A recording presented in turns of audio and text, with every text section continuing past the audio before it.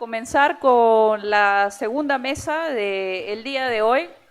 Bienvenidos todos. Tenemos el panel 2 en el marco del aniversario de la especialidad de Ciencia Política y este segundo panel se titula Nos habíamos polarizado tanto.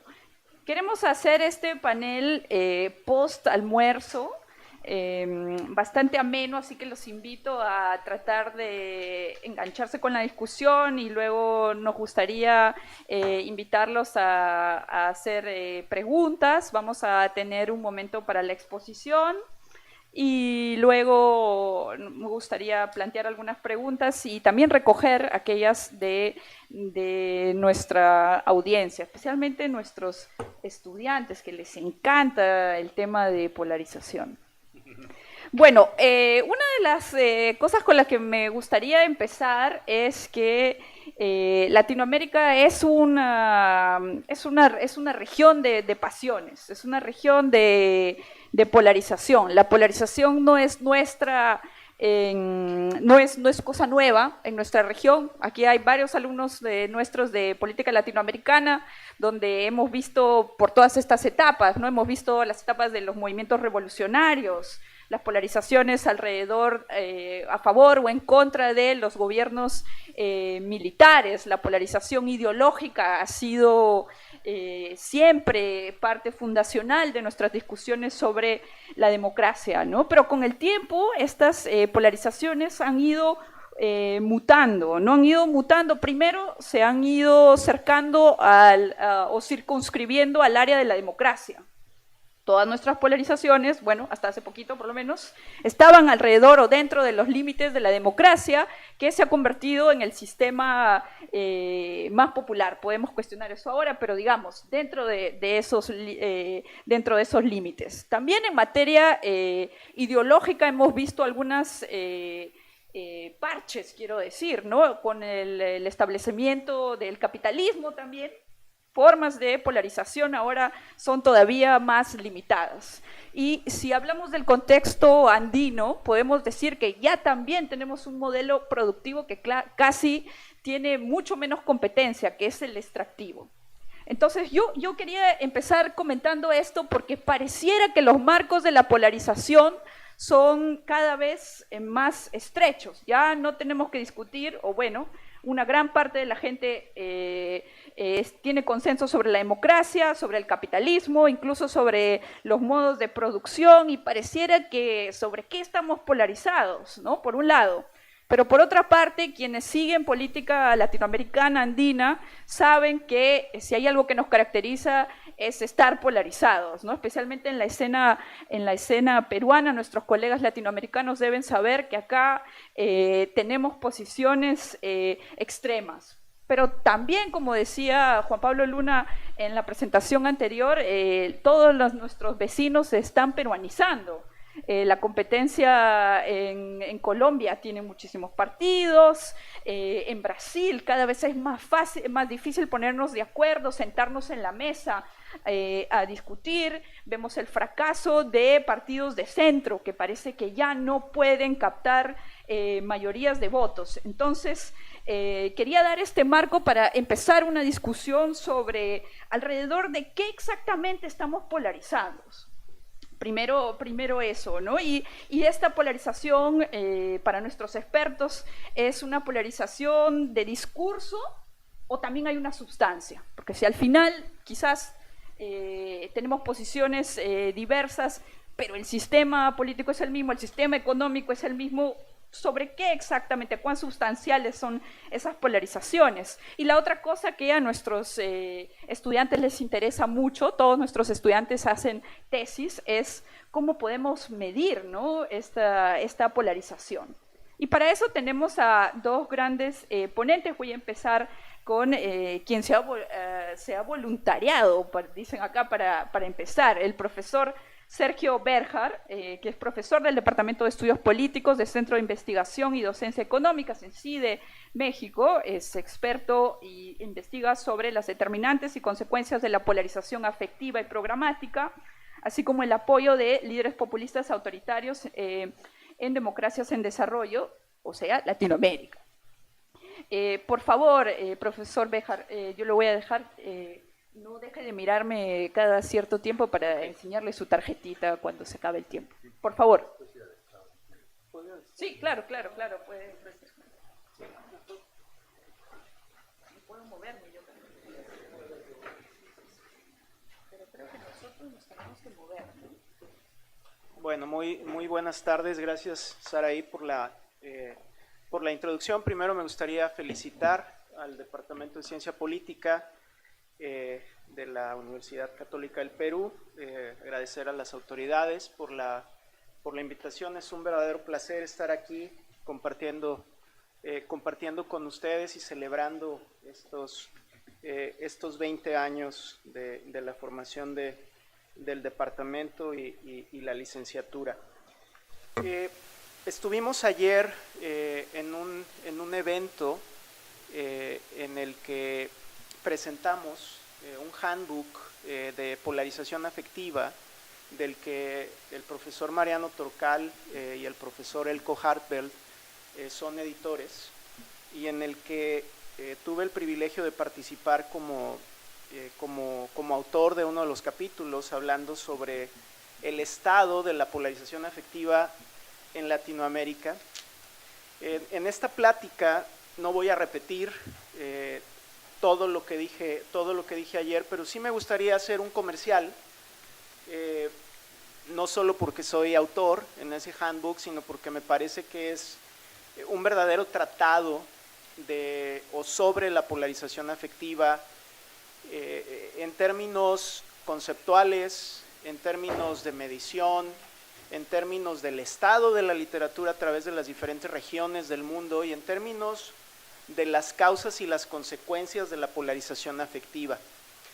Si tienen oportunidad, si están interesadas o interesados en este tema, de verdad que los invito a que le den una buena leída. El handbook es Open Access, es de acceso libre y por lo tanto no tiene costo alguno. El handbook cuenta o tiene capítulos cuyos autores son personas que son muy reconocidas en el campo de la polarización afectiva en Estados Unidos y en muchas otras partes del mundo. Entonces, ahí queda este pequeño comercial.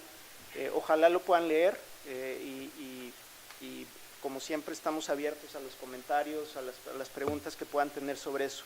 En la plática de hoy, como les dije hace un ratito, hace unos segundos, no voy a repetir eso. Tengo un objetivo distinto en esta plática, que es abordar el tema de la polarización desde un aspecto más general, ¿no? Entonces, voy a hacer una comparación en términos sobre polarización ideológica y afectiva en Estados Unidos y en Latinoamérica. Entonces, les voy a explicar un poquito cuál es la diferencia cuando nosotros empezamos a estudiar el tema de la polarización en general. Existe un poquito de confusión sobre las diferencias que existen tanto en la polarización ideológica como en la polarización afectiva, y me parece que es importante, sobre todo para los estudiantes, que entiendan cuál es esta diferenciación y que entiendan cuáles son, sobre todo, las preguntas que nos mueven a nosotros los investigadores en términos de entender tanto las causas como las consecuencias de estos dos tipos de polarización, que parecen muy similares, pero que son distintos. Entonces, podemos avanzar, por favor. Como ya lo dijo Saraí, la polarización, específicamente en Latinoamérica, no es nueva, ¿no? Es un fenómeno, lo dije también en la plática de ayer, que ha existido durante muchos años. Es un fenómeno político que ha acompañado a la región durante muchas etapas políticas de nuestra región, y hay muchos artículos o muchos autores seminales en política latinoamericana que han hablado en particular sobre las consecuencias negativas de la polarización, entendido como un término genérico o general, ¿no? Y podemos hablar de O'Donnell y Schmitter, y después más adelante cuando con toda esta literatura sobre los potenciales, me pego un poco más, perfecto, los efectos potenciales del Fondo Monetario Internacional, del Banco Mundial, Ken Roberts, Kurt Weiland, hablando sobre la izquierda y los problemas que podría tener la consolidación de la izquierda como producto de la polarización. Entonces no es algo nuevo. Lo que sí me parece que es nuevo en el caso latinoamericano es su estudio, ¿no? Y en particular el estudio de sus causas y de sus consecuencias, ¿no? Y como les dije hace un ratito, en general tenemos dos, o definimos, conceptualizamos la polarización de dos formas fundamentalmente. Una de ellas es la polarización ideológica, que como lo pueden ver en la diapositiva, básicamente mide la distancia entre las posiciones políticas de distintos grupos o individuos, ¿okay? Aquí la polarización ideológica habla de distancia en ideas, ¿no? Y la podemos o la conceptualizamos como polarización ideológica o polarización programática, más específicamente, porque estas ideas generalmente tienen que ver con los diferentes programas que ofrecen los partidos políticos a sus votantes. Y lo que implica la polarización ideológica es básicamente que las personas adoptan posiciones o posturas que son extremas, y esto reduce el espacio de consenso entre las diferentes posiciones.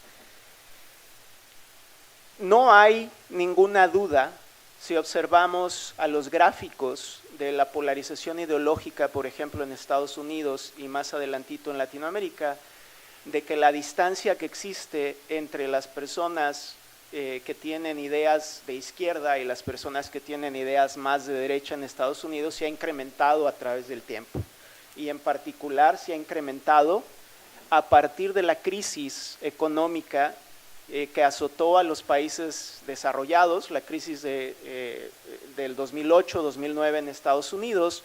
Eso generó que esta polarización ideológica se incrementara aún más, y entonces hoy observamos niveles que son bastante amplios en las diferencias de pensamiento, de ideas que tienen los miembros de un partido político como del otro, ¿no? Entonces, cuando pensamos sobre el estado, ¿no?, de la polarización, los niveles de polarización, bueno, Estados Unidos hoy en día, se dijo en la plática anterior, ¿no?, pues no es, digamos, el mejor ejemplo, pero es un gran ejemplo para explicar no solo polarización ideológica o programática, sino también polarización afectiva. Y es por eso, ¿no?, también se habló en la plática de este mediodía, que muchas de estas explicaciones que hoy en día nosotros tenemos sobre las causas de la polarización ideológica y afectiva, pues vienen o son importadas de estos países del norte global, en particular de Estados Unidos. Cuando miramos a la gráfica de Latinoamérica,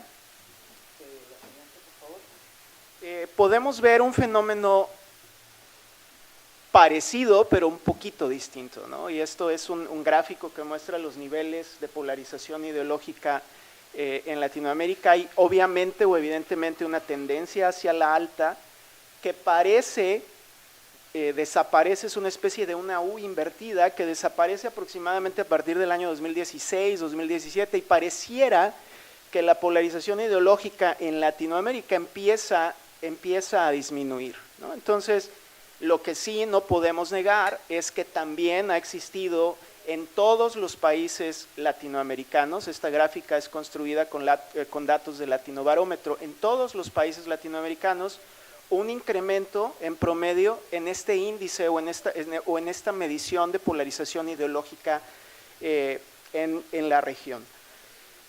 La polarización afectiva es distinta. La polarización afectiva, la siguiente slide por favor.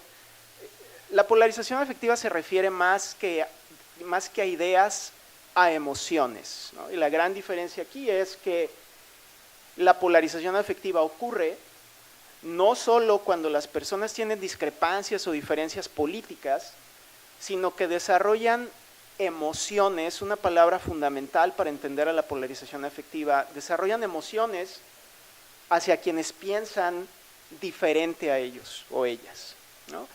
es un término que agrupa el grupo al que nosotros pertenecemos o el combate, el conflicto que existe entre el grupo al que nosotros pertenecemos y el grupo al que piensan los demás o los y las que son diferentes a nosotros.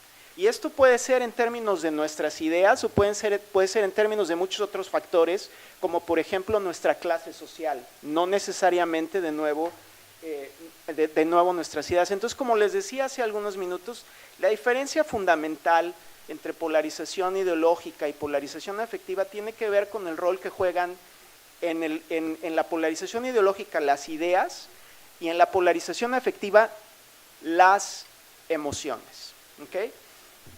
El capítulo que nosotros presentamos el día de ayer, el handbook, el capítulo en particular que escribí junto con Juan Andrés Moraes de la Universidad de la República en Uruguay, habla sobre la polarización afectiva en Latinoamérica en particular. Y ahora me voy a centrar en esta segunda parte de la plática, específicamente en esa polarización afectiva. Nosotros escribimos este capítulo con el interés de dar una idea general del lugar en el que se encontraba la literatura sobre polarización afectiva en la región. Y al escribir el capítulo, en el proceso de escribir ese capítulo, nos encontramos con un montón o con muchas sorpresas, ¿no? Y la primera sorpresa es pues que el concepto que la literatura utilizaba como base para operacionalizar y para medir la polarización afectiva en Latinoamérica, pues era un concepto creado en los Estados Unidos por Ian Garrett Hall en particular, 2012, ¿no? En donde el partidismo, los niveles de partidismo, Party ID, juegan un papel fundamental para explicar los niveles de polarización afectiva, ¿no? Ustedes se podrán imaginar que el caso americano no necesariamente refleja el contexto que vivimos en Latinoamérica, y esto sucede porque los partidos en Latinoamérica son muy distintos. Los partidos y los sistemas de partidos en Latinoamérica son bien distintos a los partidos y al sistema de partidos en Estados Unidos, ¿no? Lo que tenemos en Latinoamérica en general, pues es que los partidos a través del tiempo han ido perdiendo importancia. Tenemos gente o muchas personas que piensan que los partidos no son importantes, o en otras palabras, los partidos políticos han perdido relevancia, y por lo tanto esta identificación que es de tipo partidaria no necesariamente existe en América Latina, ¿no? Ese es un problema conceptual que tenemos que abordar para estudiar polarización afectiva en Latinoamérica. Otro problema muy importante tiene que ver con la medición de la polarización afectiva, porque no tenemos un sistema bipartidista, prácticamente ninguna democracia en Latinoamérica, sino son democracias multipartidistas. Por lo tanto, medir estas diferencias de opiniones sobre los demás partidos en un sistema multipartidista se vuelve mucho más complicado.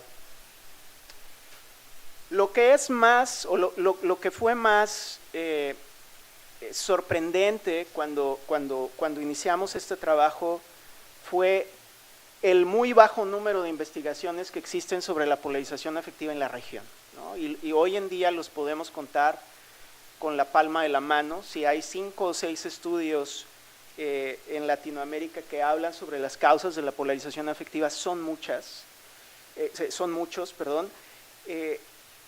Y entonces hacer una revisión de la literatura sobre el estado del arte de las causas de la polarización afectiva en Latinoamérica se volvió un verdadero problema, porque había muy pocas cosas que analizar o que estudiar, pero al mismo tiempo se volvió un reto importante, porque nos dimos cuenta que el estudio de este fenómeno político que hoy en día amenaza mucho a nuestras democracias es muy importante y muy vital.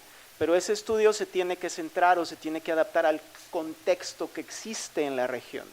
No podemos estar importando conceptos, no podemos estar importando mediciones de países o de sistemas políticos que son bien distintos a los nuestros. Y de esto habló Juan Pablo en la presentación en la presentación anterior. Yo creo que nos hace falta meternos como académicos, como estudiantes de este tipo de fenómenos políticos, a estudiarlos o a pensar en teorías que expliquen las causas de estos fenómenos, tanto de la polarización ideológica como de la polarización afectiva, desde el sur, y no importando teorías que vienen desde el norte y que no necesariamente reflejan nuestro contexto, ¿no?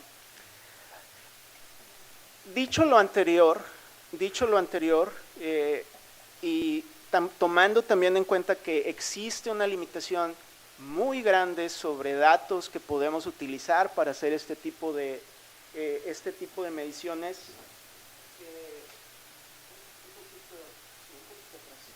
estimamos en ese capítulo los niveles de polarización afectiva en Latinoamérica para 5 países en la región. Podemos hablar un poquito más sobre cosas específicas durante la sesión de preguntas y respuestas, pero solo quiero destacar que si nosotros miramos a este gráfico vamos a ver que existe una variación importante tanto en espacio como en tiempo en los niveles de polarización afectiva en los países en los que contamos datos para hacer este tipo de medición, ¿no? Entonces es un fenómeno que no es que se ha ido incrementando, ¿no? Pero no tiene o no refleja la misma realidad que la polarización ideológica, en donde vemos que crece a través del tiempo en promedio, ¿no? La polarización afectiva, como es fundada en emociones, entonces hay años o hay elecciones en donde los niveles de polarización afectiva son más altos y hay años en donde los niveles de polarización afectiva son más bajos, ¿ok? Entonces existe variación importante, los niveles son altos, pero no son tan altos como los niveles que se observan en otros países como Estados Unidos y Europa, pero sí hay elecciones, por ejemplo, el 2018, 2024 en México, la última elección en Argentina, en donde los niveles de polarización afectiva han ido incrementándose. Vamos a avanzar. No voy a hablar mucho sobre esto porque ya les di, digamos, un repaso sobre lo que vimos en esos gráficos, y me quiero centrar los últimos 3 minutos de esta presentación en explicar o en decirles por qué me parece a mí que es importante que nos centremos en estudiar la polarización política como un fenómeno que es prevalente y que existe en nuestras democracias. Dale más adelante, más un poquito. Lo primero es que la polarización, tanto ideológica como afectiva, tiene un impacto importante en la democracia, ¿no? Si nos ponemos a analizar, por ejemplo, a la polarización afectiva, lo que sucede cuando dos grupos opuestos se enfrentan entre sí es que la capacidad del diálogo se reduce, y ante la reducción de esta capacidad de diálogo, la democracia sufre como consecuencia de eso, ¿no? Hay muchos estudios, en particular de política americana, que hablan sobre gridlock en el Congreso de Estados Unidos. Cuando tenemos una polarización o niveles de polarización muy altos, la gobernabilidad se vuelve difícil, ¿no? Una de las principales críticas al Congreso norteamericano en los últimos años es que no es capaz de hacer o de crear nuevas leyes, ¿no? Pueden ustedes pensar en diversos ejemplos. Uno muy común durante la época de Obama fue Obamacare, la política de salud de Obama, la política migratoria en Estados Unidos. Los partidos se encuentran tan distantes entre sí que es imposible que lleguen a un consenso y que se puedan generar este tipo de nuevas leyes. Además, existe un riesgo de radicalización, ¿no? Se platicó también en la mesa anterior. Las opiniones extremas, cuando hay niveles de polarización ideológica y afectivas altas, pues empiezan a ganar espacio, ¿no? Y esto nos puede llevar a acciones que son antidemocráticas, ¿no? Hoy en día tenemos en Latinoamérica líderes populistas, tanto de izquierda como de derecha, que utilizando estos niveles altos de polarización han decidido empezar a minimizar las instituciones democráticas. Mi país, México, es un gran ejemplo de eso en los últimos años, pero no nada más es México. Pueden pensar en el caso salvadoreño, ¿no?, de los últimos años, pueden pensar ha pasado anteriormente también en otros países latinoamericanos, como Perú, por ejemplo.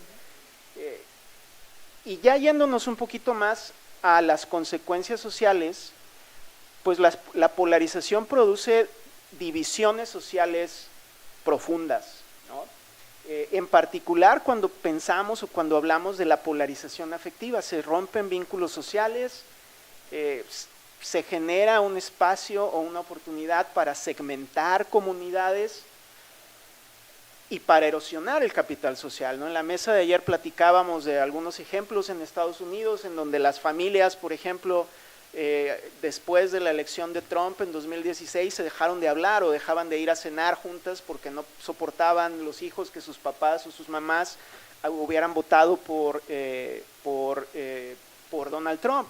Y ha sucedido también, ¿no?, que gente ha dejado de hablar con sus amigos, con sus vecinos, precisamente por esta división tan importante. Y hay mucha evidencia, para finalizar, hay mucha evidencia que nos dice que la polarización o que los niveles altos de polarización generan conflicto. Y en particular hay mucha evidencia que nos dice que los niveles de violencia política en particular se incrementan cuando los niveles de polarización son muy altos. Vamos a concluir, ¿sí? La última. Entonces, ya vimos que hay diferencias, en particular diferencias conceptuales entre la polarización afectiva y la polarización ideológica. Hay un incremento en estos niveles. En Latinoamérica yo creo que es el caso que más nos interesa. Vimos en ese gráfico que hay un incremento ideológico masivo, de polarización ideológica masiva, y hay señales emergentes que nos dicen que la polarización afectiva es cada vez más alta en la región. Necesitamos generar o crear instituciones, fortalecer instituciones que ayuden a promover espacios de deliberación, y tenemos que fortalecer identidades que sean superpuestas a los partidos políticos, porque los partidos políticos, como ya lo dije hace unos minutos, en Latinoamérica no necesariamente son el mejor mecanismo para encauzar estas diferencias o para darles un canal institucional a estas diferencias entre ideas o entre emociones que existen entre diferentes miembros de la población. Con esto voy a concluir y solo les quiero decir que es bien importante, no es porque yo me dedique a estudiar este tema, pero es bien importante analizar sus causas.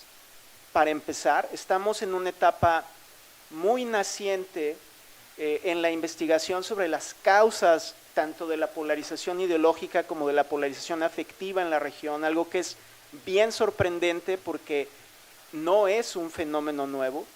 Y también estamos al inicio de una agenda de investigación que puede ser muy fructífera para entender las consecuencias de niveles altos de polarización ideológica y afectiva.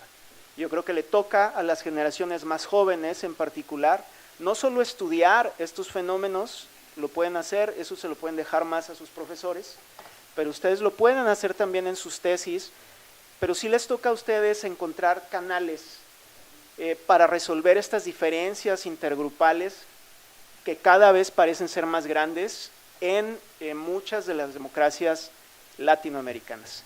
Muchas gracias, con eso concluyo. Muchas gracias.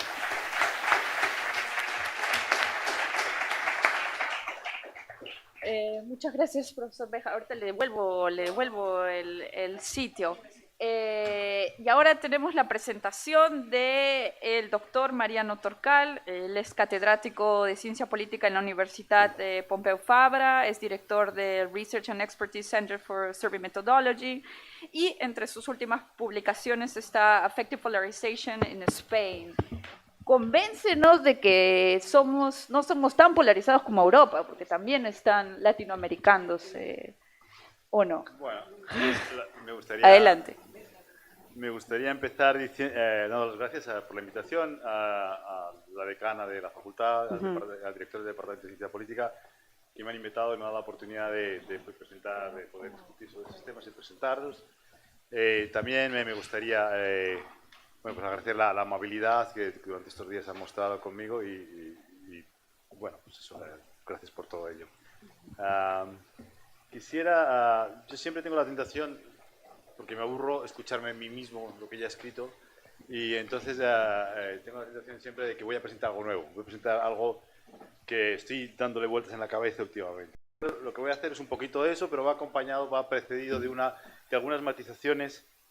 Sí. De algunas matizaciones importantes respecto a la presentación excelente que ha hecho mi colega aquí, Sergio, sobre polarización, que algunos matices que me gustaría, que seguramente van a surgir en el debate posterior, ¿no? Sí, puedes darle adelante, por favor. Yo no voy a repetir el tema de la definición, qué es lo que es, la posible relación. Sí que me gusta destacar de aquí el punto 3, que muchas veces el debate ya no es solo si están relacionadas o no, sino qué causa qué. Y estoy hablando de la polarización afectiva y polarización ideológica. Es decir, ¿qué va antes?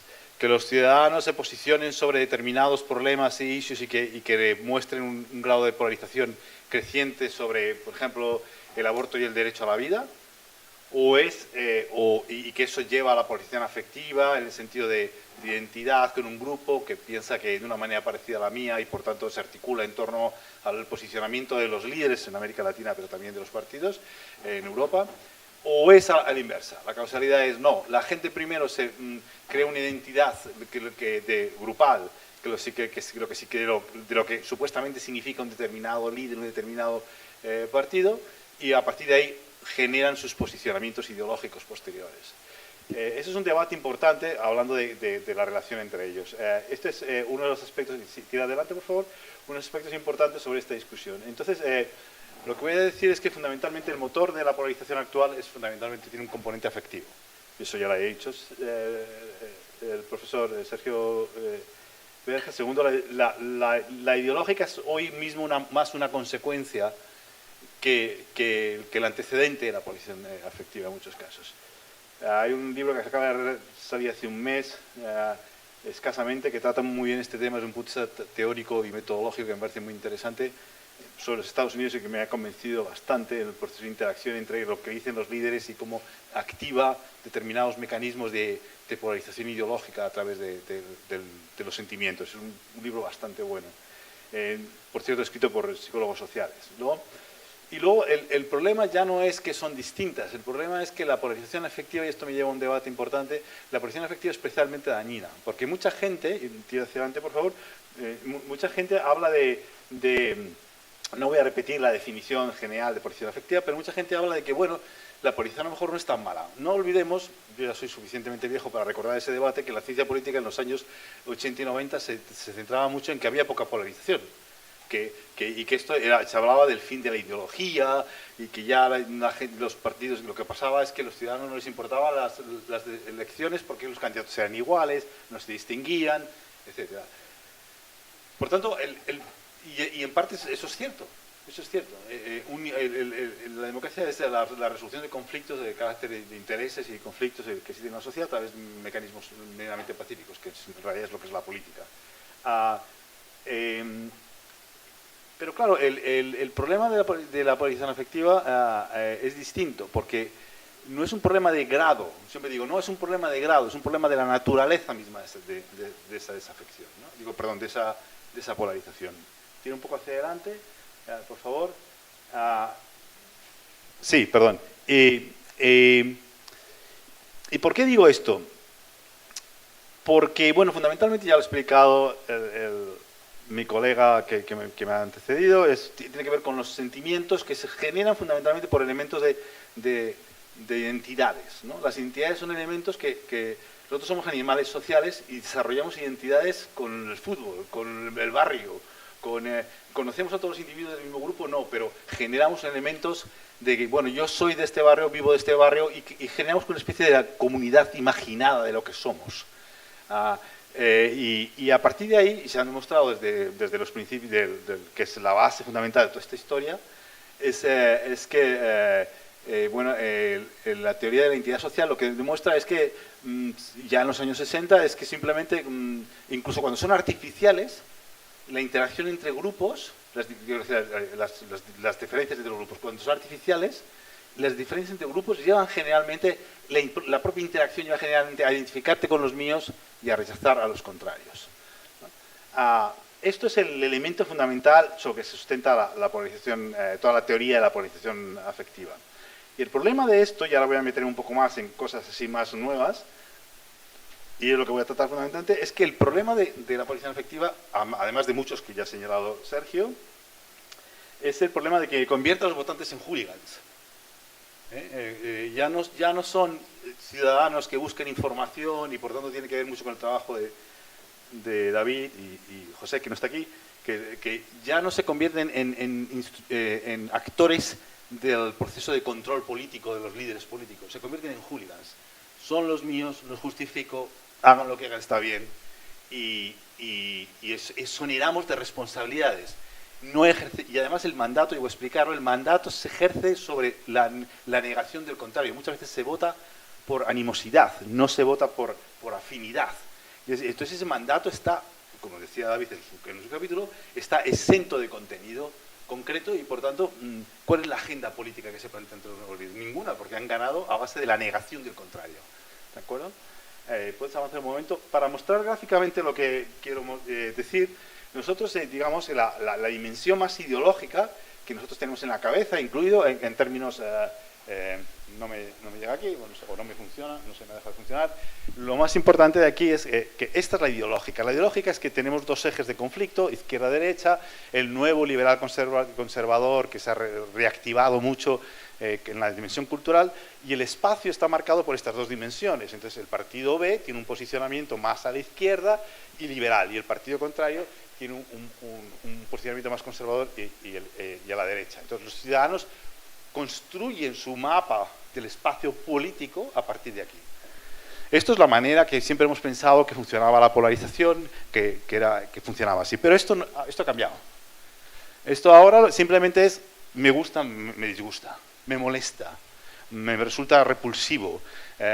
Intento incluso, las élites políticas se dedican constantemente a deshumanizar al contrario, a descalificarle, etcétera. Entonces esto lo que genera un elemento es me gusta, me disgusta el partido A. Entonces es un espacio de competencia que no necesariamente tiene que ver con este. Y lo que yo planteo además, y la literatura plantea Mason y alguna gente, es que además esto es lo que está contaminando esto, es lo que está reconduciendo este proceso. ¿De acuerdo? No quiero extenderme en esto, aunque es importante, sigue adelante, porque en realidad, y luego quiero explicar un poquito este gráfico rápidamente, porque es muy pertinente para América Latina. Esto es asimetría o simetría en la polarización. Me quiero centrar en este caso. ¿Qué es esto? ¿Por qué me centro aquí en América Latina? ¿Por qué digo que está en América Latina? Porque muchas veces el grado de like, como se ha planteado, los partidos en América Latina les importa un carajo a la mayoría de la gente, están desintegrándose, etc. El grado de like no está movilizando la competencia, la está movilizando el grado de dislike. Entonces se produce una simetría, y entonces todo el eje de la competición se mueve en este aspecto. Entonces es una symmetrical polarization. No solo estamos entre una affective polarization alta, una polarización afectiva alta, sino que además es asimétrica, y eso es lo que significa que es asimétrica desde este punto de vista. ¿Podrías avanzar un poquito, por favor? Pero me voy a meter en una cosa todavía más complicada y provocadora. Ya además en este sentido voy a atacar el argumento de David. Lo siento, David.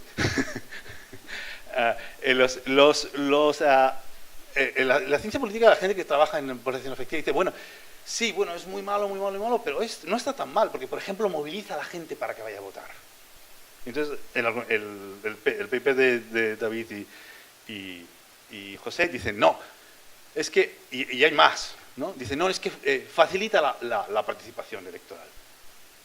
Bueno, sí, pero es que eso no es en realidad nada nuevo. O sea, lo que yo que escribí hace tiempo, cosas sobre participación política, se cita mucho un paper sobre participación política que escribí hace años y ya no he vuelto a escribir nada más porque me aburre soberanamente, simplemente es cuestión de gusto, no tengo nada en contra. Lo que sí sabemos es sobre participación es que fundamentalmente lo que justifica la participación es la motivación. No hay elementos racionales de decisión a la hora de ir a votar. Esta es la discusión del famoso racionalidad, del modelo de racionalidad de voto de Dons y no sé qué. No, pero llega varios políticos y dicen, bueno, pero la verdad, lo que importa no es que la gente calcula beneficio, coste, si tengo que ir a votar, lo que me cuesta. La verdad es que uno dice, bueno, oiga, estoy motivado. Es irracional. Los elementos de racionalidad no existen. Entonces no es nada nuevo. Claro, si yo tengo mucha afinidad con un determinado partido, voy a ir a votar. Y si tengo mucha hostilidad hacia un determinado partido, también estoy motivado para votar. Pero el tema distinto es la movilización electoral.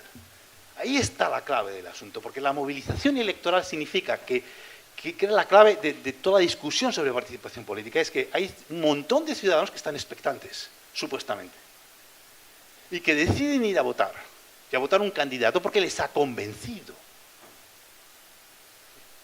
Entonces la pregunta ¿es verdad? Y supuestamente entonces son esos los que tienen mayor interés, y supuestamente son esos los que tienen mayor seguimiento de la campaña, ¿eso es lo que están haciendo los más polarizados? Tira adelante, por favor. La pregunta es muy sencilla, es no. Todo lo contrario. He hecho un estudio con datos comparados, aunque voy a mostrar algunos también de España, pero son datos comparados de 49 elecciones países en el Comparative National Election Project. Verán que me meto en fregados de magnitud importante. Y bueno, por ejemplo, para que ponga un ejemplo, digo, son 49 elecciones países, quiere decir que es España 2023, Estados Unidos 2024, Estados Unidos 2020, Argentina 2023, Argentina 2007, etcétera, etcétera. Y es desde 1993. Son muchos datos. Tiro adelante, por favor. Y lo que quería mostrar es que esto no es verdad. Pero antes incluso de meterme ahí voy a decir, bueno, una cosa es la crispación que hacen las élites políticas y otra cosa es que les funcione electoralmente. Porque la motivación principal de las élites políticas es que, bueno, yo me creo mis hooligans y gano elecciones. ¿O no? Llega un momento en que España es un país que vive una crispación política espectacular. O sea, el insulto es constante. O sea, perdone porque lo que utilice un mal vocabulario, pero lo voy a decir porque es público. O sea, el grito de moda este verano en España ha sido Sánchez hijo de puta. Pero lo decían los líderes, la televisión, hacían fiestas, manifestaciones, que lo que todo gritaba cada vez que aparecía el presidente, Sánchez hijo de puta. O sea, el nivel es magnífico. ¿Se ha reflejado en un mayor nivel de polarización? No. Yo por eso muestro, no. O sea, ha llegado a un tope, es alta, sí, pero ya la gente, es decir, mi idea es que electoralmente hablando, el beneficio de la polarización ya se ha amortizado. Ya no conquistas a más gente. En realidad la clave del éxito electoral, como voy a mostrar, es precisamente en los moderados. Son los moderados. ¿Por qué? Tire un poquito hacia adelante, por favor. ¿Por qué son los moderados? Porque los moderados, bueno, ahora espero este gráfico, pero no hagan caso a este gráfico, que voy a mostrarlo. Pero los moderados fundamentalmente es porque son ellos, y ese es el argumento, los que deciden a votar a última hora. Voy a mostrar claramente con unos gráficos que el problema fundamental es que son ellos los que están pendientes de la campaña, son ellos los que tienen interés por la política. Los polarizados utilizan las elecciones simplemente para elemento de satisfacción personal, para expresar lo que estaban deseando expresar hace 4 años. Entonces, no tienes ese efecto de movilización electoral, ese efecto supuestamente de que están más atentos a la política, no es verdad, son hooligans. Y como hooligans, yo quiero que mi equipo gane por penalti y si es posible con trampa del árbitro, que me da más gusto. Eso es el problema fundamental de todo eso. Entonces, y además luego es importante distinguir en la polarización afectiva la diferencia entre la animosidad y la afinidad. Ya lo he mencionado, porque no olvidemos que la polarización afectiva es la diferencia entre la animosidad ante los míos y la afinidad hacia los otros. Y luego otra cosa que distingo es qué animosidad generan los líderes y qué animosidad generan los votantes de esos líderes. Entonces ahí yo distingo esos dos. ¿no? Y aquí en este gráfico simplemente quiero mostrar este debate de la relación entre ideología y que sí, no sé qué. Miren ustedes, si ustedes se fijan, esos que van rectitos son los hostiles. ¿Y qué me están mostrando estos hostiles? Me están diciendo que hay mucha hostilidad, pero que son hostiles en todo el grado de la escala. No, la afinidad se comporta como sabíamos que se comportaba la tradicional concepción de la integridad partidista.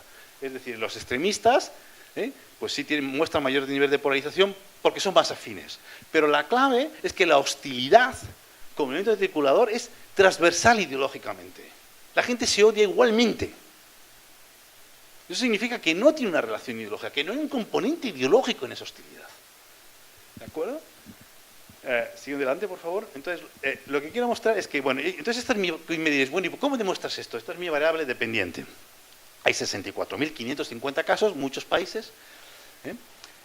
Y la pregunta es, bueno, ¿cuándo decidió votar? Lo siento que esté en inglés porque estoy trabajando en el paper y todavía está todo un poco chapucero.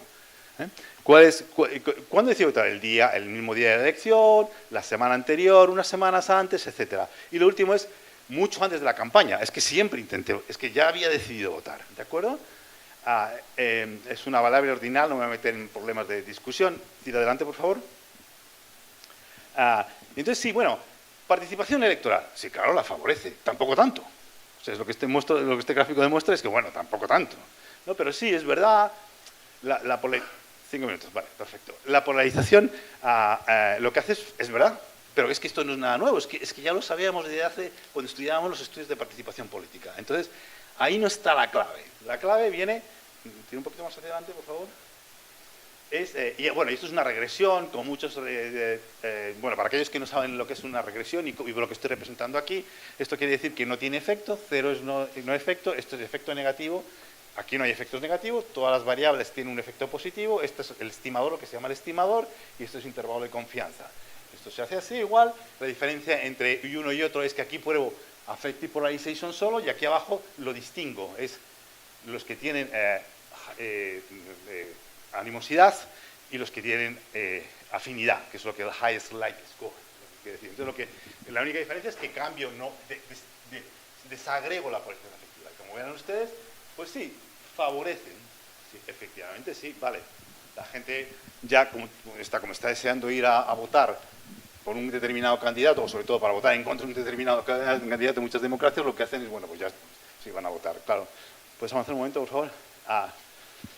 Pero claro, aquí lo que este más gráfico muestra, que luego voy a mostrar, es que ¿quién ha decidido ir a votar el mismo día? Los no polarizados. Y además, los no polarizados, especialmente de que tienen hostilidad hacia los votantes, el efecto es mucho menor, digamos. Entonces, resulta que cuanto más polarizados están, ya muestran que ya decidieron su voto no una semana antes, no 2 semanas antes, no 3 semanas antes, hace meses. ¿De acuerdo? Pues tiene un poquito más adelante. Aquí vuelvo a mostrar lo mismo, pero con una regresión.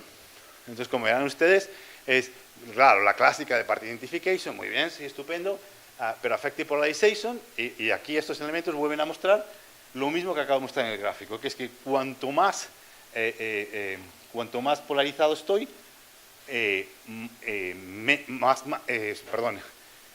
decido ir a votar más pronto. O sea, he decidido ir a votar con más prontitud y ya lo tengo decidido incluso antes de la campaña, ¿vale?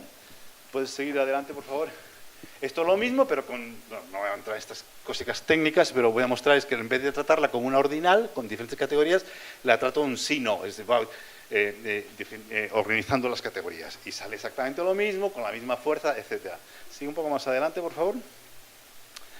Entonces yo lo que hago, bueno, aquí hay un problema y hago una clasificación.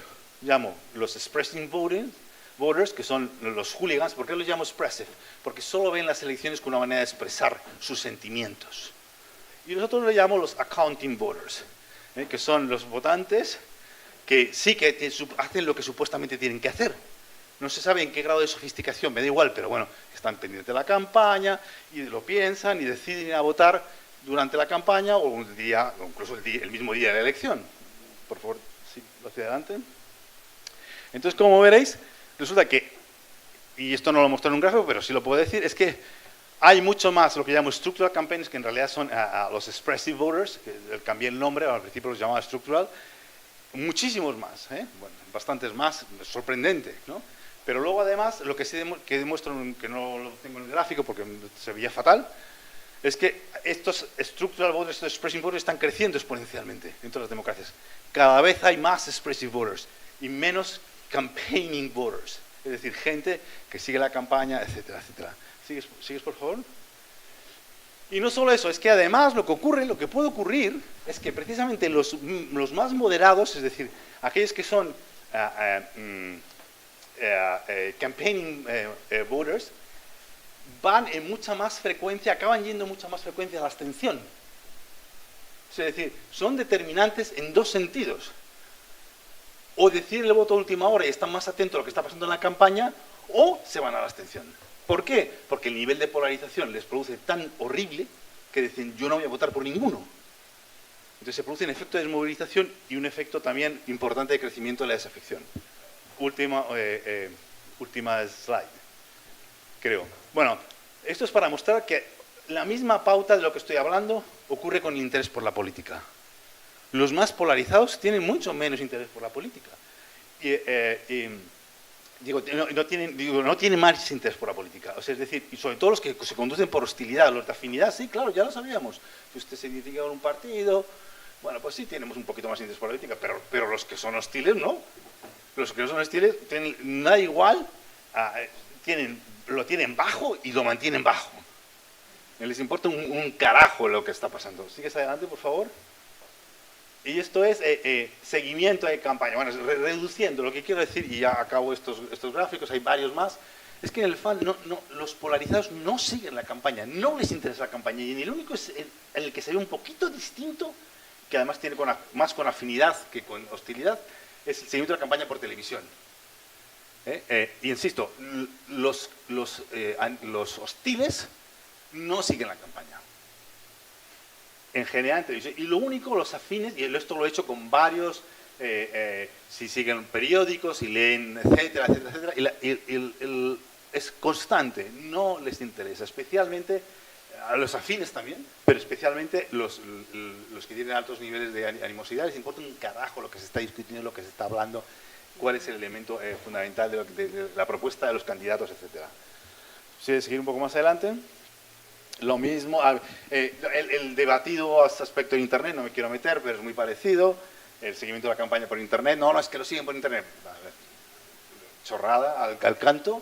Entonces, ya me pasé del tiempo, perdona, y sigue un poquito más adelante. Y que ya acabe. ¿Cuáles son los argumentos? Primero, la creciente crispación llega un momento en que no produce réditos electorales. Contrariamente a lo que piensan las élites políticas, no les produce réditos electorales. Segundo, los hooligans ya están movilizados y tienen decidido su voto. Es decir, no estamos anulando, y en eso sí que tenía razón José y David, estamos anulando los mecanismos de accountability en los procesos electorales. La gente no está votando y además está dando un mandato vacío de contenido, un antivoto o voto negativo. La última clave están los moderados más preocupados en políticas públicas, que sí que prestan más atención, y en seguimiento de la campaña, pero pueden irse a la abstención, y se van a la abstención, muchos de ellos. Ya creo que este es el último, pero un poco más adelante, y eso simplemente para hacerme autopropaganda de mi centro, ya que estoy aquí, vamos a hablar de mi centro, tengo un centro de estudios de Survey Methodology, que tenemos una Winter School y una Summer School con prestigio internacional, que ustedes lo pueden hacer también online, y que tenemos estudiantes de todas partes del mundo, incluidos también los Estados Unidos. Y bueno, nos pueden seguir ustedes al centro que yo dirijo, de Rexen, UPF, y también el otro, y bueno, si quieren ustedes escribirme, me siguen por Twitter, aunque no se pierde nada, porque no pongo nada interesante, pues también pueden ponerme ahí, y tienen ahí mi correo. Y nada, muchas gracias por invitarme y darme la oportunidad de poder compartir mi trabajo. Gracias.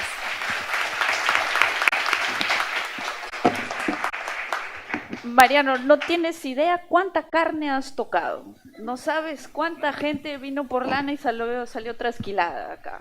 Sobre todo en un contexto electoral, vamos a tener elecciones cerca, entonces mucho de lo que nos has dicho resuena bastante en nuestra audiencia. Entonces también nos han dado muchísimo material. Yo quiero resaltar algunas de las ideas para también provocar conversación. Me gustaría tener algunas preguntas, hacer algunos comentarios, pero también recabar algunas preguntas. Me quedo con algunas de las frases que dijiste. Empiezo por Mariano diciendo: los más polarizados son los que menos interés tienen en política, y creo que ambos han resaltado cuán polarizados estamos, que parece más una continuidad, al menos en el contexto latinoamericano, pero no solamente aquí. Pero quisiera también provocar un poco de discusión para tratar de interpretar esto, ¿no? A veces siento que tiene mucho sentido que traslademos la conversación hacia affective polarization, porque a nivel de sustancia no siempre la oferta política ofrece diferencias significativas. Muchas veces está bastante en la retórica. Muchos partidos, por ejemplo en Perú tenemos como 30 o 40 inscritos, de los cuales 39 tienen la misma oferta. O sea, nada, pero comparten exactamente lo mismo. Es muy difícil encontrar una diferencia sustancial. Por eso al inicio de la conversación yo decía, son estas polarizaciones de sustancia o de retórica, ¿no? Entonces quisiera tratar de empujarlos un poquito por ahí, a ver si es a darle un poquito de sentido a los hallazgos que ustedes muy bien han resaltado. Si esta trivialización de la política también tiene que ver porque ya hemos llegado a unos consensos o a unas fronteras donde el cambio radical o el cambio fuerte o el cambio estructural es muy poco probable. ¿Qué le estás ofreciendo como político? Realmente es muy poco lo que puedes hacer en estos límites, entonces vamos a polarizarnos alrededor de otras cosas que no significan tocar, por ejemplo, la base material, la base productiva o cambios más sustanciales en representación. Entonces quería primero tocar ese tema. También me gustaría tener algunas reflexiones, lo que quieran contestar, sobre cuán estable ha sido esta polarización en el caso latinoamericana, o si se ha ido moviendo. Yo recuerdo que Sergio empezó hablándonos un poquito de eso, pero si quizás lo podemos contextualizar con algunos fenómenos políticos, o quizás el caso que conoces en México. Yo sé que lo has venido contrastando bastante con el caso con Estados Unidos, ¿no? Y también quisiera hacer unos comentarios ya de nivel metodológico, porque como decía, todos nuestros egresados tienen que hacer una tesis, ¿no? Entonces, todo lo que ustedes dicen son insumos, ideas, para que ellos puedan hacer proyectos. Y una de las cosas que tenemos el reto en los países andinos, y con énfasis en Perú, pero no tenemos solamente que pensar en eso, son cómo comprender las categorías ideológicas. Yo sé que esto no es solamente particular del Perú, pero tenemos agendas bastante cruzadas entre derecha, izquierda y hasta centro. Entonces, un mismo partido de izquierda puede ser antiderechos o puede presentar una agenda esta elección y luego otra en el gobierno y la próxima elección otra, ¿no? El mismo político que se odia con uno, mañana está postulando en el mismo partido.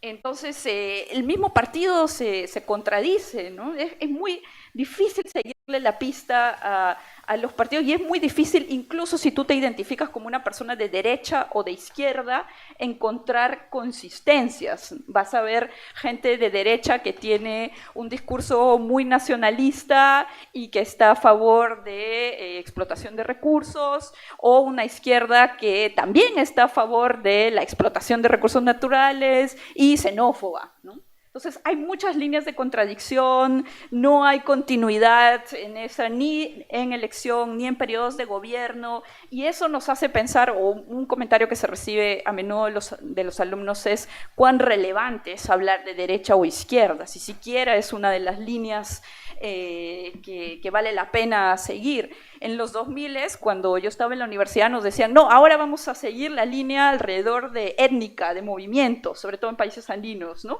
Era el conocido, además, era en la época de movimientos feministas, de los piqueteros. Entonces decíamos, las líneas de organización van a ir a través de eso, ya no tanto por las categorías viejas de derecha e izquierda, pero tampoco esas ahora parecen ser los puntos de unión. Entonces, a nivel metodológico, ¿cómo lidiar con este reto de categorías que no necesariamente tienen consistencia en la región? Y aquí rescato mucho los comentarios que decía Sergio de esta es una agenda, la affective polarization en general, ¿no? Las formas de medición son bastante gringas, ¿no? Y nosotros tenemos el reto de también hacerlas nuestras, contextualizarlas. Creo que es una de las cuestiones en las que más has puesto énfasis, pero quisiera que nos cuentes a los estudiantes un poco de las estrategias para ponerlo en práctica, que de repente en algún caso de estudio o en alguna de las publicaciones, como hiciste para lidiar con el contexto tanto cambiante en Latinoamérica. Quisiera aprovechar también para recoger algunas de los comentarios o preguntas de nuestro público, invitando a toda esa lista larga de tesistas que vienen con todo eso. Yo creo que David, como se ha sentido directamente aludido, también va a querer. Recuerden, por favor, es pregunta, no anécdota, no historia. Ya me han dicho que esta noche no me invitas a cenar. Sí, pues sí, tú te has buscado solito el pleito. Es pregunta, compañeros, no historias para todos, ya. Adelante, David, sí. Bien, gracias. Bueno, no me disgusta para nada lo que ha dicho Mariano, me parece muy provocador en el sentido interesante. Dos cositas, ¿no? Uno, Mariano ha mostrado cómo es importante el rol de los moderados, ¿no? Entonces, los que ya están convencidos van a ser bestias, sea de izquierda o de derecha, una cosa así, ¿no? O sea, no cambian. Entonces, ahí hay el rol de ciertas instituciones electorales que pueden tener algún peso, por ejemplo el voto voluntario o el voto obligatorio, ¿no? O sea, forzar a millones de personas a ir a votar puede hacer que el peso de los comprometidos baje, y porque los moderados si no van a tener una multa, ¿no? O sea, es un debate que puede ser relevante en un país como el nuestro, donde el voto es obligatorio, por ejemplo, ¿no? Y lo otro, en términos de lo que decía Sergio, en América Latina no hay identificaciones partidistas fuertes, ¿no? Entonces ahí él resalta el término de la figura del líder. Entonces la polarización se da anti tal liderazgo o no, pero ¿hasta qué punto uno podría decir si esta polarización afectiva se puede o no vincular con lo que llamamos los clivajes sociales? Ayer salió una pregunta sobre eso, ¿no? Porque, por ejemplo, si uno ve en las elecciones del Perú en varios años, se han expresado clivajes en el voto, hay patrones regionales, centro-periferia, mundo andino versus mundo costero, que se han expresado recurrentemente en el voto, pero que han permitido que algunos candidatos ganen o pierdan, pero que eso no se convierte en ninguna identidad política después, ¿no? Entonces, no hay un mandato que se crea a partir de ese clivaje, ¿no? Reflexiones sobre esos temas. Gracias. Excelente, gracias, David. Sí.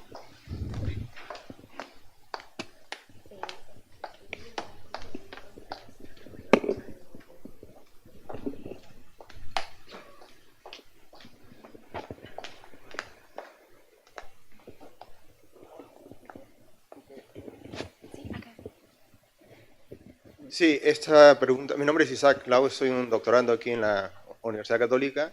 Mi pregunta es para Mariano.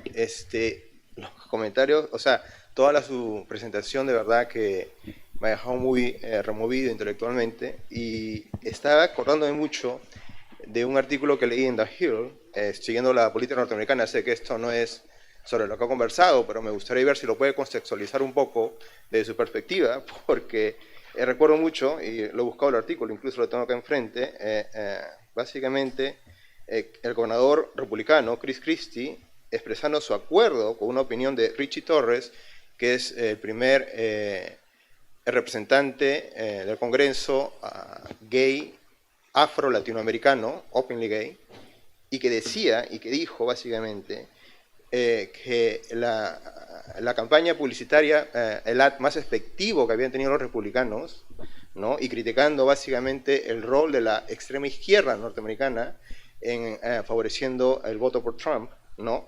Como producto de esta campaña publicitaria había sido Kamala Harris is for they, them, and Donald Trump is for us. O sea, traduciendo un poco, Kamala Harris es por ellos y Donald Trump está para nosotros. Y que eso había sido muy dañino para la campaña de Harris. Richie Torres es un analista político y es político también.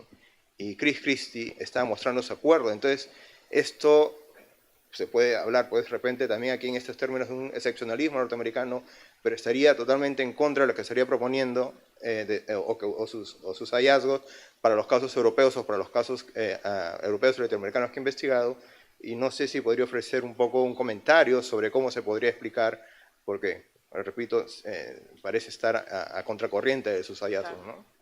O sea, hay gente que pone, no necesariamente como que sostiene una posición, pues, por la Hola, ¿qué tal? Marilia Cruz.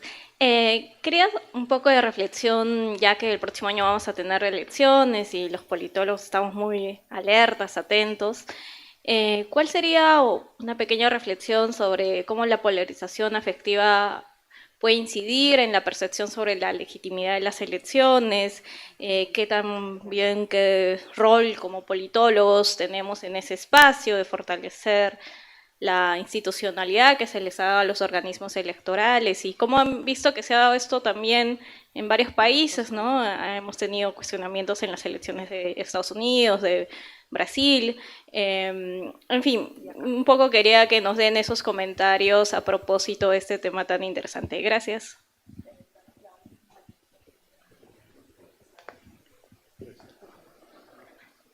Sí, podemos tener una más clara. Son muchas. Hola. De ahí contesta lo que tú quieres, no te preocupes. ¿Qué tal? Rosana Laiza. Un par de preguntas. En la ponencia anterior hablábamos de los desafíos para la ciencia política y este tema de cómo hacer que la academia baje un poco al día a día, ¿no? Y a lo que es la ciencia política. Y ahora que hablamos de polarización, mis preguntas son: ¿será posible en el futuro para quienes estudien ciencia política en unos años ya incluir en la currícula quizás temas de comunicación más desarrollados e inclusive psicología, dado que hoy por hoy, ¿no? Redes sociales y algoritmos en un mundo donde, digamos, la academia y toda la información y toda la investigación y toda la riqueza encontrada no baja lo suficientemente rápido, ¿no? En mensajes comunicacionales, informativos,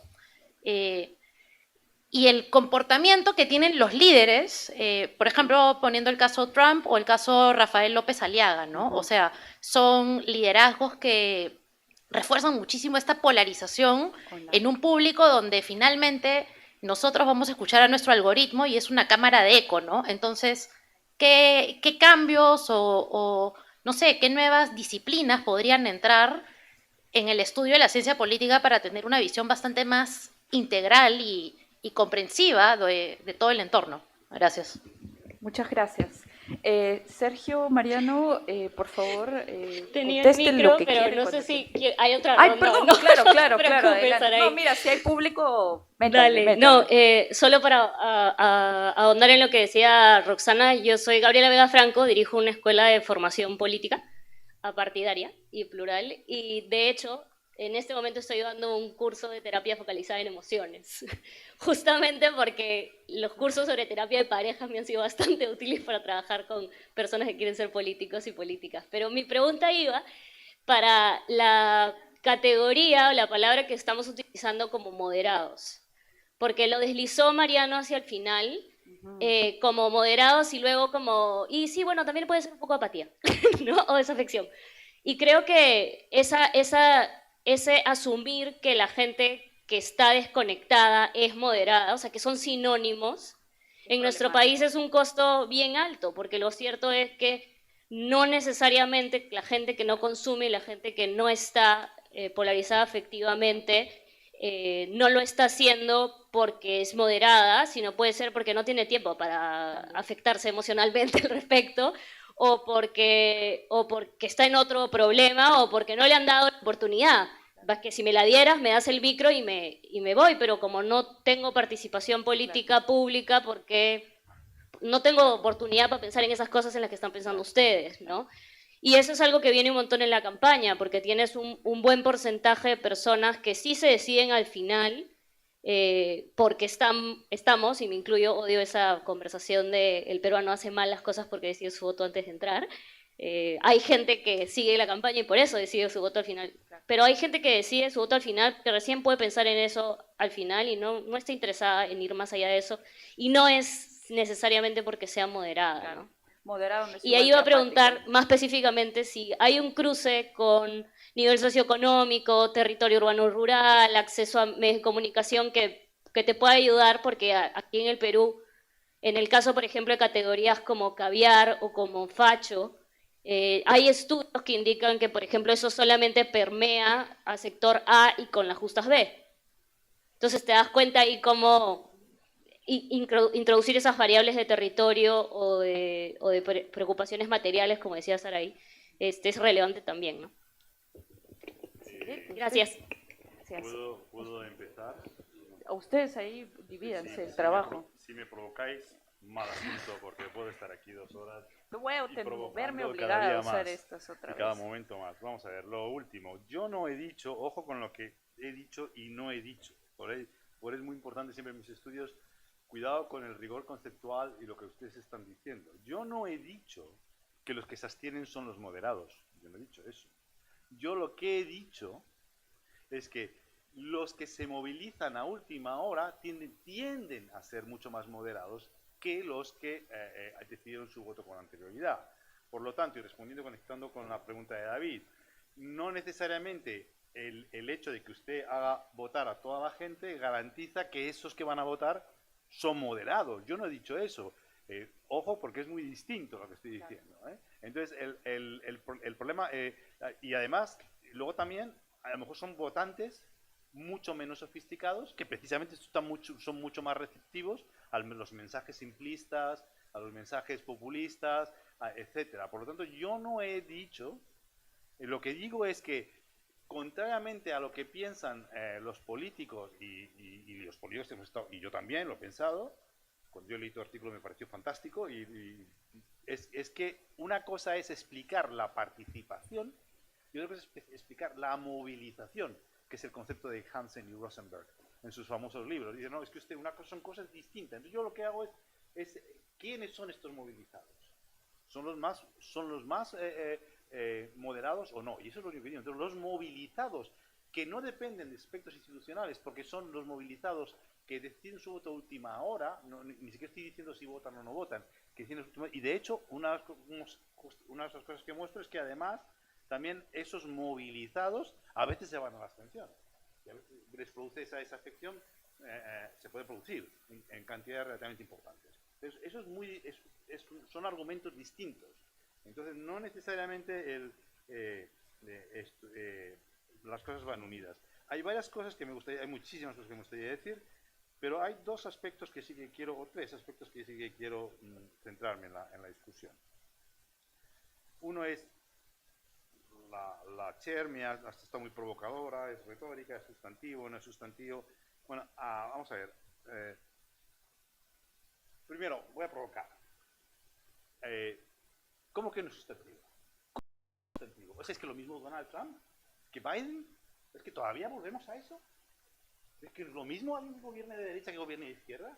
Pero es lo mismo la agenda de un tipo, da igual lo que diga la campaña, la agenda política de las políticas públicas que plantean los conservadores en Estados Unidos son las mismas que tienen los partidos demócratas. Hombre, por favor, vamos a ser serios. Hay aspectos muy sustantivos muy Creo que importantes. estaba pensando en Latinoamérica, no en Estados Unidos. No, y en Latinoamérica también, porque Milei o Bolsonaro o mucha de esta gente que está diciendo, entonces, aspectos sustantivos, estamos hablando de aspectos sustantivos fundamentales de nuestra vida, en políticas públicas, en supervivencia de nuestra democracia, etcétera. Otra cosa muy distinta, que es muy distinta, es que haya una cierta teatralización de la política. Hay una cierta teatralización de la política porque y esto se produce mucho en muchos sistemas, que luego no se plasma tanto a la hora de pactar sobre políticas. El problema es que cuando se han estado insultando constantemente, ya no se sientan en la misma mesa. Pongo un ejemplo muy claro que también puse ayer. El líder del Partido Nacionalista Vasco, es un vasco, un partido nacionalista, que son conservadores. Si ustedes están informados por la política española, Lo que pasa es que en realidad la gente dice, bueno, ¿por qué no gobierna el Partido Popular, que tiene más votos? ¿Por qué no es capaz de gobernar en coalición con el Partido Nacionalista Vasco, con Junts per Catalunya, por ejemplo? Entonces, el líder del Partido Nacionalista Vasco, que es un señor muy moderado, dijo, es que lo primero para negociar con estos señores es que se sienten en la mesa conmigo y salgan a los medios de comunicación, y primero me pidan perdón a mí y luego salgan a los medios de comunicación a decir que me pidan perdón. Porque se han tirado 6 años insultándome. 6 años insultándome. Entonces, el problema de esto es que en el fondo sí que hay un aspecto sustantivo de la retórica. Entonces hay que distinguir entre el contenido de la retórica que ellos piensan que les lleva a conquistar los hooligans y otra cosa es la agenda política que tiene mucho de ellos detrás. Son cosas muy distintas. Entonces, y no nos olvidemos, y esto es importante también, hablando de cleavage, de aspectos sustantivos, etcétera. La literatura sobre población afectiva dice, no, es que no solo es este problema, el problema es que está generando mega identidades. Mason habla de las mega identidades. ¿Qué son las mega identidades? Que lo que están haciendo es utilizar conflictos latentes que hay en la sociedad para galvanizarlos en una sola dirección que les hace cada vez que se refuerzan. Son conflictos que se van reforzando. Claro que hay contenido, claro que hay equilibrios, claro que lo hay. En los Estados Unidos hay una activación no solo ideológica, hay una activación social y cultural. Y eso está generando lo que se conocía en la literatura sobre cleavages, porque ya soy viejo y conozco esta literatura, lo que se llamaba el segmented cleavages, que hablaba de, ¿no? Que son cleavages que se refuerzan unos a otros, y eso es lo que está haciendo la población afectiva. Entonces no es inocua, no es una retórica. Puede aparecer una retórica, pero hay algo mucho más en todo esto. Bueno, ahí me he extendido, no quiero decir nada más. Lo único que sí quiero decir es que, bueno, hay un libro que la gente no lee mucho, pero a mí me gusta, que es un libro de Kessler y Benmo que le llaman La Era de la Revancha. Me parece que Ken Roberts tiene un artículo y me parece un trabajo muy interesante desde el punto de vista teórico. Me gusta mucho el capítulo de Argentina. Lo que viene a decir, bueno, sí, polarización, presión afectiva, pero mire usted, depende del contexto, entonces viene a decir una cosa muy interesante, y ahí estoy con lo que dice Sergio, ¿no? Porque él ha hecho un estudio agregado, pero en cada país la relación entre ideología y polarización afectiva es distinta. Por ejemplo, en Argentina siempre hemos pensado que la escala izquierda-derecha no tiene sentido. Bueno, pues estoy escribiendo un artículo, un capítulo en el Handbook of Argentinian Politics, mostrando que si uno coge los datos del Latinobarómetro, la escala izquierda-derecha, o sea, es que son líneas así, rectos, desde 1993, rectos. Lo único que hace variar un poco es que hay algunos años la gente no respondía en la encuesta, pero lo que perdían eran los de centro, no los de izquierda-derecha. Izquierda-derecha, y ese conflicto ha estado latente, comentado también por un discurso populista, y está siempre, y la famosa dieta tenía un componente mucho más allá del populismo, tenía un componente ideológico. Entonces, lo que ha pasado es que la llegada de Milei es que ha ideologizado mucho más ese conflicto. Y lo que ha hecho, entonces cuando lo observas en grafito manómetro, ¡bum!, crece exponencialmente. Sí, entonces, sí, ¿dónde está? No sé qué he hecho con él. Ahí está, la emoción le está dando. Sí, entonces eso es muy importante. Entonces, pero hay otros casos que no, y ahí tiene razón. No hay que pedir la perspectiva. Hay países que se han polarizado por la llegada de un determinado líder. Por ejemplo, el Perú, lo que ha supuesto un determinado líder. Ha llegado, es decir, el efecto de la polarización puede ser construido, y es lo que dicen estos autores, esto no son ideas mías, estos autores dicen, no, es que, claro, mire usted, hay algunos contextos de algunos países latinoamericanos que la polarización no tiene un componente ideológico, es simplemente la llegada de un determinado líder que genera un efecto de polarización. Entonces, por eso se observan oscilaciones. Entonces, observarlo desde una macro perspectiva, yo he hecho un estudio de 49 países, pero desde observarlo desde una macro perspectiva, así la media, no engaña esa fotografía. Claro. Esa fotografía engaña lo que está pasando, ¿no? Ya acabo, porque tengo muchísimo, pero ya acabo y dejo la palabra a Sergio, que seguro que está deseando decir. Bueno, evidentemente hay otros temas, o sea, es decir, hay otras áreas. O sea, yo soy un behavioralista de la vieja escuela, porque ya soy mayor, viejo y atrasado. Pero en cualquier circunstancia, lo que sí he hecho es estudiar. O sea, yo al fundamento lo que me dedico es a estudiar, a pesar de mis años. Entonces, yo me he leído psicología política, alguien me descubrió, esto era psicología política, yo no sabía lo que era psicología política, he leído psicología política y está fundamentado en muchos argumentos en argumentos de psicología política.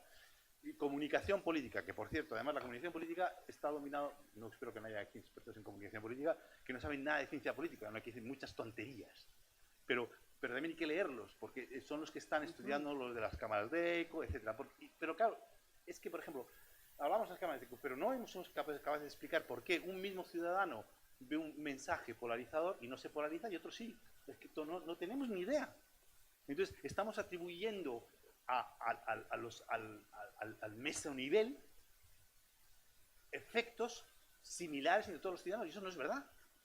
Eso no es verdad. Entonces, hay que desentrañar todo eso. Necesitamos psicología política, necesitamos saber de comunicación política, necesitamos saber de muchas cosas. Y ya acabo. Había muchas más preguntas, pero no voy a responder a todas. Acabo. Legitimidad de elecciones. Este tema me encanta.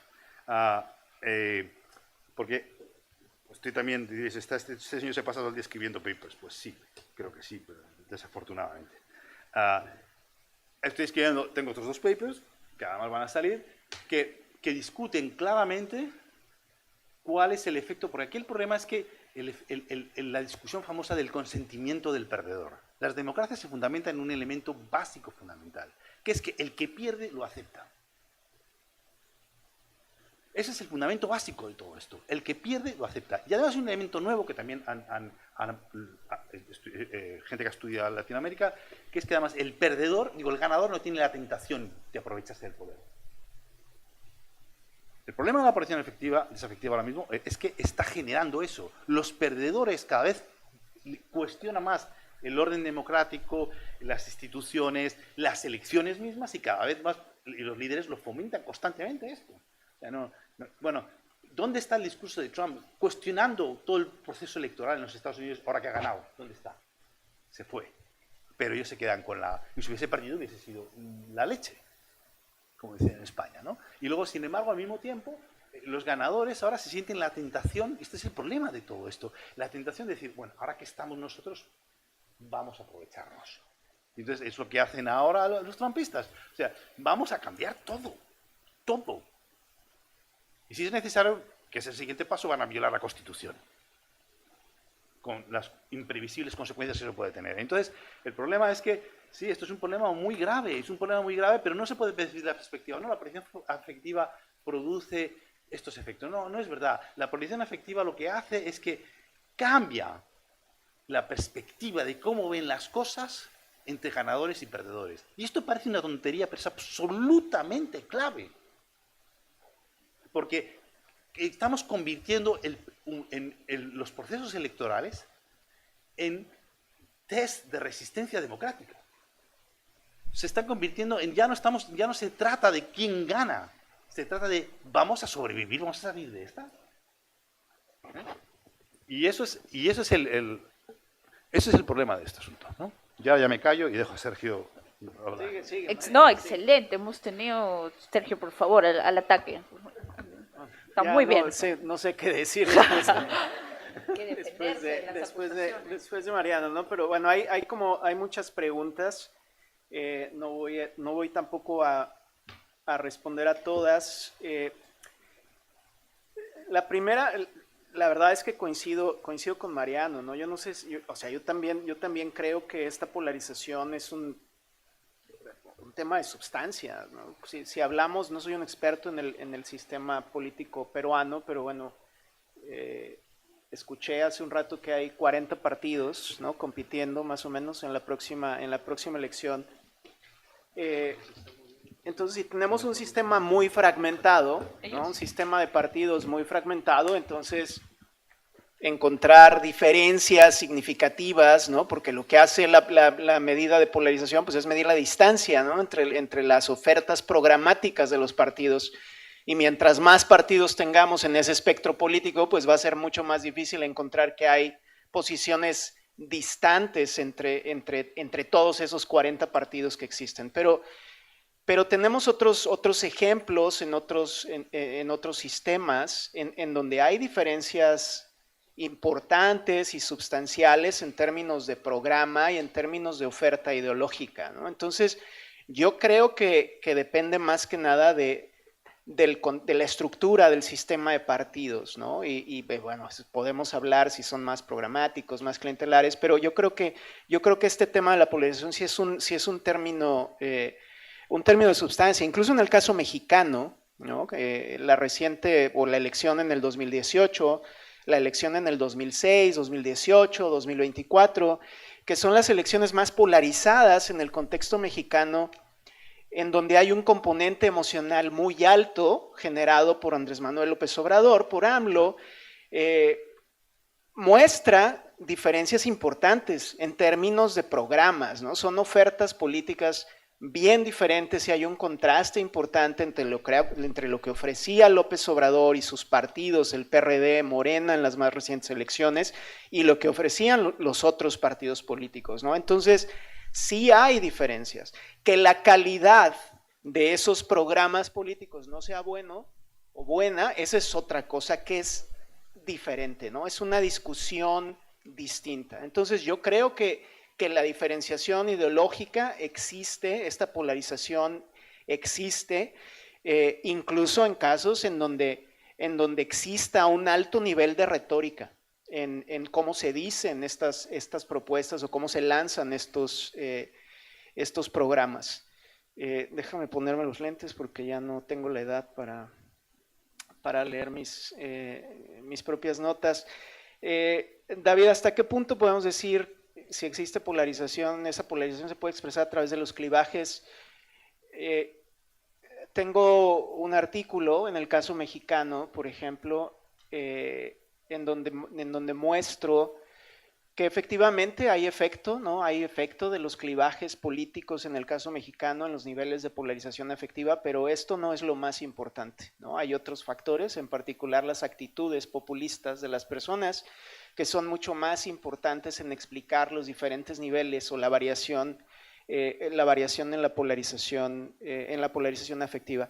Pero aquí sí me gustaría decir algo que me parece que es clave, que no hemos tocado, o que si lo tocamos lo hicimos tangencialmente durante esta presentación y durante esta discusión, que tiene que ver con el rol de las élites, ¿no? Aquí las élites juegan un papel fundamental en la forma en la que polarizan, ¿no? Tenemos el caso mexicano, el caso de las elecciones argentino más recientemente, el caso salvadoreño, el caso de Bolsonaro en Brasil. Hay niveles altos de polarización afectiva que surgen como consecuencia de la forma en que las élites conectan con la gente, ¿no? De la forma en la que dividen a la sociedad en dos grupos que son diferentes. Y eso es justamente lo que muestro en el caso mexicano. Es obviamente un estudio que utiliza datos para una sola elección, la elección del 2018, pero que nos muestra que las élites juegan un papel fundamental, ¿no? En la activación de esta polarización, en hacer que las actitudes se reflejen en la polarización efectiva, ¿no? Para ser más específico. Me gusta mucho la pregunta, una de las últimas preguntas que tiene que ver con cómo podemos conectar, ¿no? con otras disciplinas. Cuando estábamos escribiendo este capítulo para el handbook, Juan Andrés y yo tuvimos con Ryan Carlin una conversación bien larga sobre esto, que tiene que ver con la forma en que medimos la polarización afectiva y en las herramientas que en la disciplina de ciencia política en particular tenemos para medirla. Abordé un poquito este tema en la presentación de ayer, pero esta es una pregunta que conecta justamente con eso y que creo que es importante de tocar de nuevo, ¿no? El día de hoy, básicamente la única herramienta que tenemos para medir la polarización, tanto la polarización ideológica como la polarización afectiva, es a través de las encuestas, ¿no? En el caso latinoamericano en particular, podemos medir polarización ideológica prácticamente en casi todos los países, desde 1993, si no mal recuerdo, utilizando el índice de Dalton, por ejemplo, Pero en el caso de la polarización afectiva, nos enfrentamos a un reto muy particular que tiene que ver con que la única encuesta que existe que nos permite medir la polarización afectiva es el CES, ¿no? El Comparative Studies of Electoral Systems, y el Comparative National Election Project, pero se hacen en muy pocos países, ¿no? Entonces, tenemos elementos para medir polarización en 5 o 6 países latinoamericanos, y hay obviamente otros 12 países en los que no tenemos ni idea de qué es lo que está sucediendo, al menos en términos de la polarización afectiva. Regreso entonces a esta conversación que tuve con Juan Andrés, con Ryan, que tiene que ver con cómo podemos incorporar a otras disciplinas para medir estos fenómenos o este fenómeno en particular de una mejor manera. Y yo creo que aquí, por ejemplo, el campo de la comunicación juega un papel fundamental, estudiando mensajes, por ejemplo, cómo reaccionan las personas a este mensaje o a estos mensajes. El campo de las ciencias de la computación es muy importante, ¿no? Últimamente, con todos estos análisis de discurso, machine learning, podemos hacer análisis o podemos hacer estudios que nos permiten también medir. Es bastante complejo poder hacerlo, pero nos permiten medir o darnos una idea de cómo, cómo están esos niveles de polarización. La psicología obviamente es un campo que nos puede ayudar mucho a entender sobre todo las causas de la polarización afectiva, no necesariamente a medirlo, pero sí a entender cuáles son las causas detrás de la polarización afectiva. Y yo creo que también nos hace mucha falta entender o comunicarnos con disciplinas que tienen una tradición más cualitativa. Sabemos muy poco, hay muy poca conexión, las estimaciones que tenemos sobre polarización y muchas de las teorías, ¿no?, que utilizamos para probar, utilizan datos de manera cuantitativa, pero nos falta mucha evidencia cualitativa para entender las causas y las consecuencias de este fenómeno. Y es ahí donde yo veo una potencial conexión con disciplinas como la sociología, como la antropología, ¿no?, que yo creo que nos pueden ayudar a entender de una manera más rica estos fenómenos y estos niveles variantes, ¿no?, a través del tiempo y a través del espacio que vemos en Latinoamérica. Yo estoy sorprendísimo. Muchas gracias. Aplaudamos, por favor, a nuestros panelistas, ¿no? Muchísimas gracias, Mariano, Sergio, por una conversación tan interesante, tan relevante. Queremos agradecerles a todos los que nos han acompañado esta tarde. Muchas gracias. Gracias.